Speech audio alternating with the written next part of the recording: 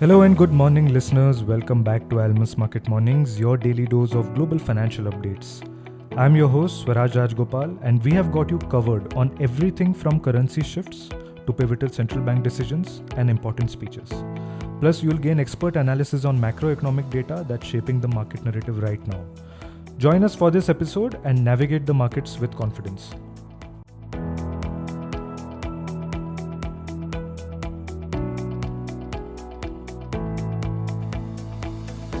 Sometimes markets cheer good data as its true essence, good for the economy.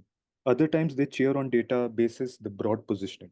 That's been the general observation in the last few weeks. The last week ended with a proper cheer by risk assets, which recovered at least most of the fall they experienced at the start of the carry trade unwind. Let's dig deeper into this. Good morning, JK. Can you help our listeners decode the moves? Sharp fall in dollar index, rise in gold and stocks. How are you reading into all of this?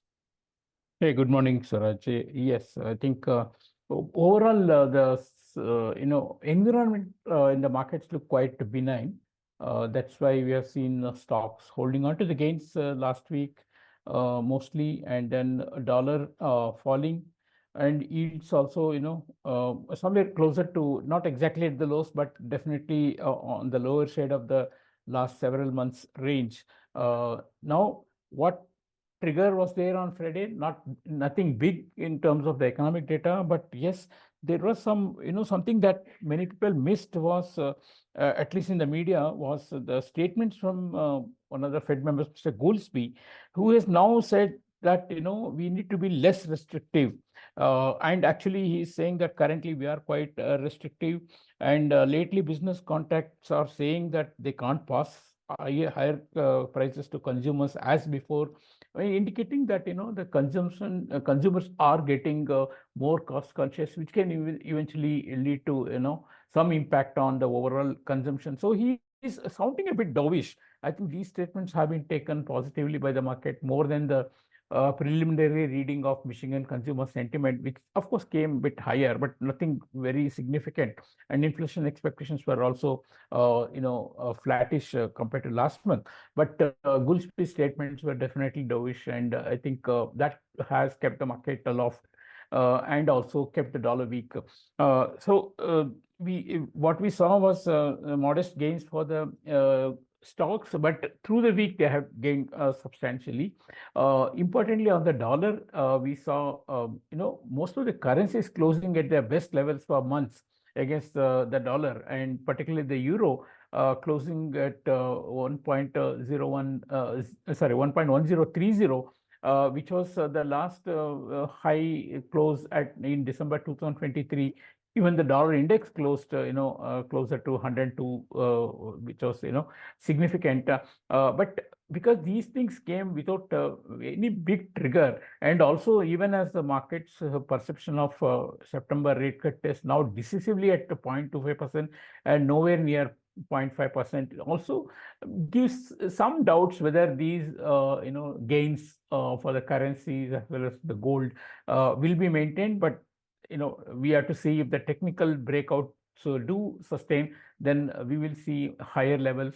But importantly, now what's ahead in this week is not as much data as last week, but definitely there will be focus on the PMI surveys, initial surveys on manufacturing and services that will be out. And then, of course, we have the Jackson Hole Summit starting on Friday, the central bank's annual symposium, which is held at Wyoming in US, and that event starts on Friday with the opening remarks at 10 a.m. Eastern time by Jerome Powell. He'll be talking on economic outlook. Market wants to hear from him what is in store as far as monetary policy is concerned, particularly after the recent data, which ideally should have added more confidence to the Fed's,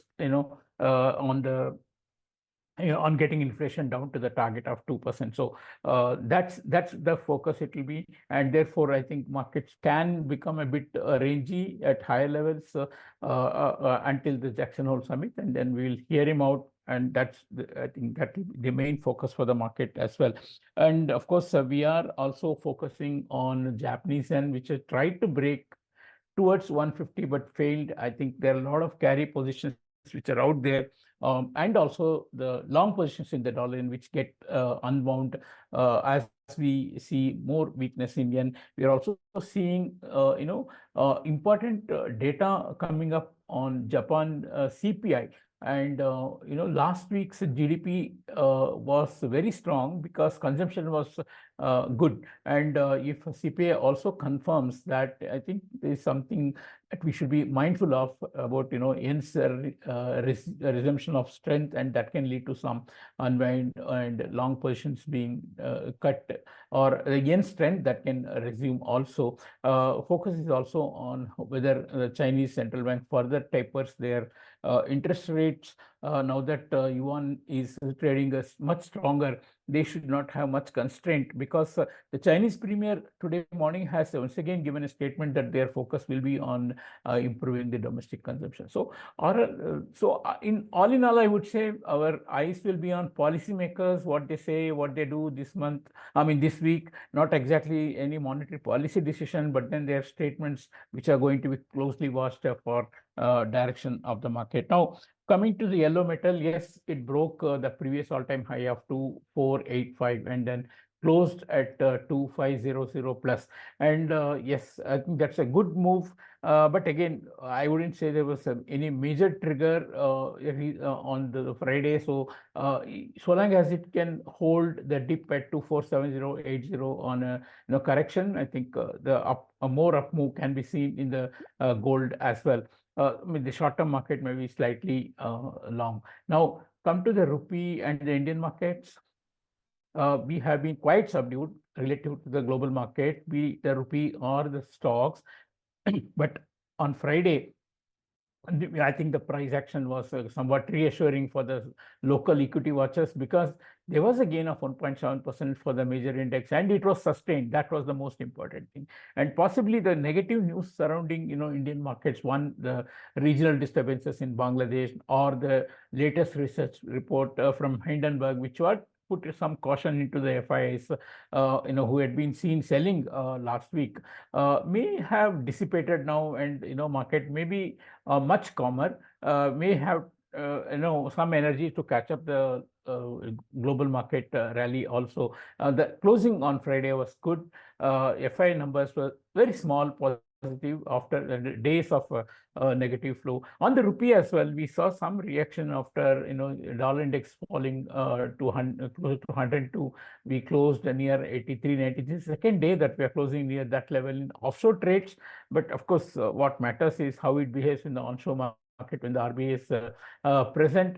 But yes, if we do see more falls in the dollar index, and if we are seeing getting resumption of flows, RBI may be aligned to let rupee strengthen a bit, maybe towards 83.75. But that is something we will wait and see. You cannot take that view for granted, because central bank is snooping around on both sides for keeping the rupee stable. Yes, if there are strong moves in other markets, then we can have some reaction. So I will keep watching the Indian stocks as well as the rupee market for some shift in the direction. Yeah, thank you. Thank you, JK. And of course, this week, the limelight will be on the Jackson Hole Symposium for the global markets, because all the data preceding the Jackson Hole has been favoring some sort of a rate cut, because inflation has been quite subdued. Growth has been struggling, even though despite retail sales and the recent data being a slightly better, but overall, I think the data has not been coming out better. So market should be keenly watching as to what Mr. Powell has to say, if whether or not he is favoring a rate cut in the next meeting. So that would be keenly watched out for. Gold broke the previous all-time highs and closed above the $2,500 mark. Rupee, we remained range bound. Central bank is active on both sides. For the equity markets domestically, very positive that we sustained a rally despite what's going on globally, especially with respect to the Hindenburg report and what's happening in Bangladesh. So that was a positive for India. That's it from us today. Thanks for listening. Tune in tomorrow for the latest in the financial markets.